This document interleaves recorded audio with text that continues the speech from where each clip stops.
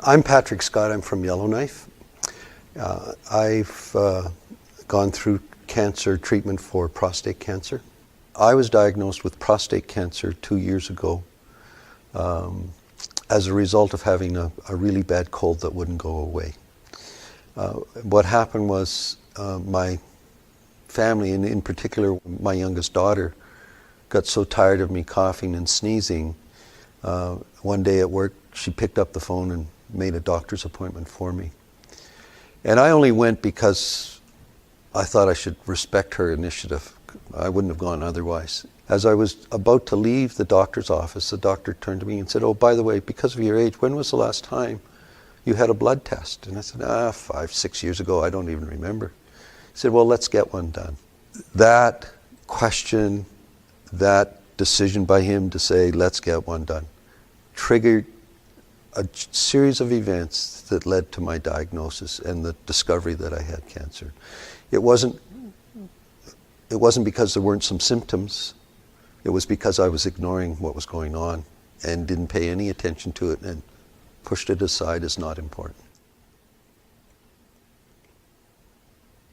When I reflect back, there were all kinds of small, typical symptoms that could have raised red flags had I let them. And I think that's typical, that we start getting signals that there may be a problem.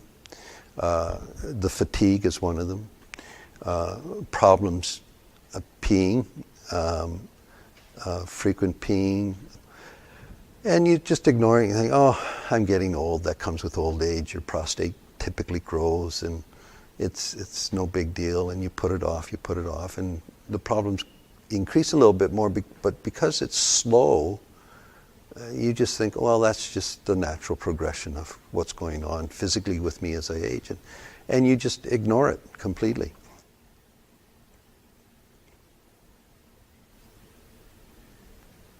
In my case, I was diagnosed, and I think this is typical for people here in the north. Then you get referred to the Cross Institute in Edmonton to see an oncologist. During that period of time of wait, one of the things you can do that really helps is start doing as much research, as much reading as you can, whether it's talking to other people who've had cancer and been through treatment. Find out about the different types of treatment options. Because what happens is you get there, you get into your appointment and they say, "Well, here are your options. How do you want to be treated? Do you want surgery? Do you want radiation? Do you want brachytherapy, which is a different type of radiation?" And you're kind of blown away, like, what will any of these things do to me? Well, you need to do your research, because there's no one you can turn to who gives you a full picture. So you have to take control of the situation yourself. One doctor said to me, "In our system, you have to be your best advocate. And if you can't have a family member, be your best advocate. Never go alone to a doctor's appointment. Take somebody with you." For a number of reasons, but one of the simple reasons is you have another pair of ears hearing what's being said to you. And you can even ask them to write notes, because you come out of the appointment and you're just spinning with information and concern.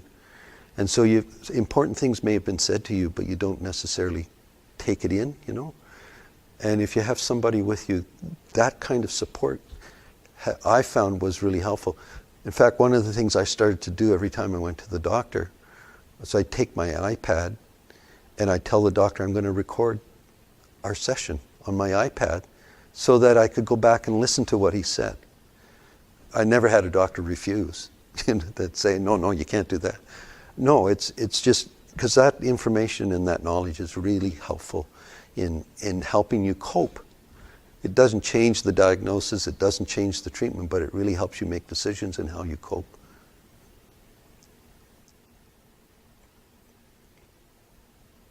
The best advice I've received, believe that you can be healed. That's probably where you really need to begin. Because if you really believe you can be healed, you're taking away a lot of fear, a lot of anxiety.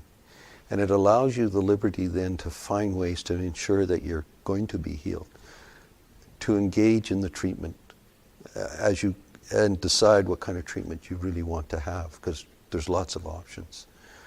To engage in other kinds of things like diet changes and physical activity changes,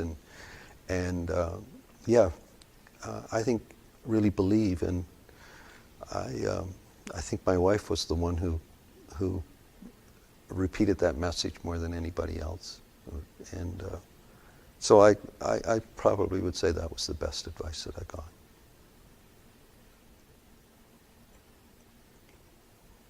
I was very fortunate that my family became very engaged in helping me through the preparation for treatment. My kids did research for me online and were feeding me information about prostate cancer, about the various types of treatment.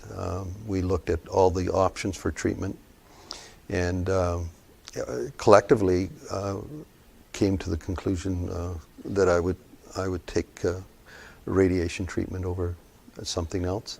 I honestly don't think it's changed my family relationships. It's probably bonded us together in a stronger way. I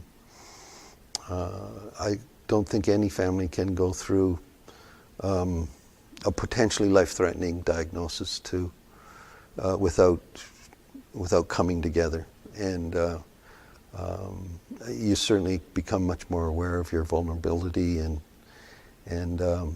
any fear that comes with that. So you start working on those fear issues too, and that's kind of a part of the healing process, because that's another whole part of your being, where we carry a lot of fear about things with you, and when you start facing them and you kind of whittle away at the things that are causing the fear, then you start feeling much more liberated as a human being, as a person, as an individual.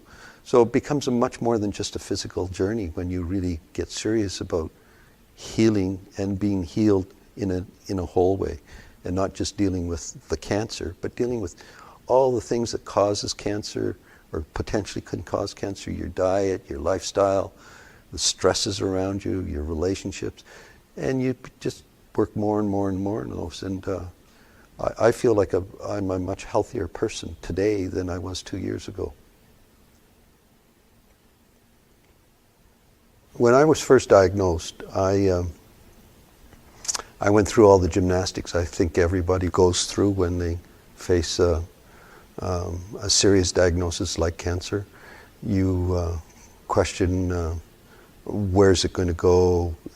This was just after Christmas that I was diagnosed, and wondered if I had just gone through my last Christmas. You ask the ultimate question, is this the end for me? And that triggers a whole lot of other explorations, and I think for me anyways, it became not only a medical journey, but a whole being journey. It's all about who you are as a person, how you manage your spirit, how you manage your emotions, and how you manage your relationships. And they really rush right to the foreground, all of those things. And you start working on all of those things. You do double checks on your relationships, and frankly, relationships, those around you, those close to you, are vital to your whole well-being as you go through the process of being treated. I had many friends who were offering prayers for me and supporting me in a spiritual way, and I think that was as critical as anything.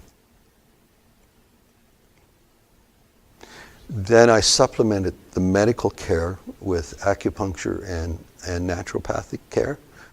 A lot of people dismiss it. I wasn't prepared to dismiss anything. I wanted to make sure that any option out there that was available to me, I would open myself to it. So I went to a traditional Aboriginal healer, 2 of them. I went to a healing touch practitioner, I went to an acupuncturist, I went to a naturopath, and I went to a regular medical clinic. I think I am much healthier today because I took a holistic approach to my healing process. I didn't depend on one drug or one person, because no one person has all the answers you need. You need to open yourselves to as much information and as much advice as you can get. And you need to be open to allowing professional people with skills in different areas to contribute to your healing process. Don't just rely on running to the doctor. Get engaged yourself and take responsibility for yourself. I'm not putting doctors down. They have their place, and it's important and critical and vital. And without them, I wouldn't be well. I know that. But they aren't the only ones who helped make me well. The love of my family, the spiritual support of my family, my friends, and the other professional practitioners that I saw all contributed to my healing. And I'm grateful for all of that.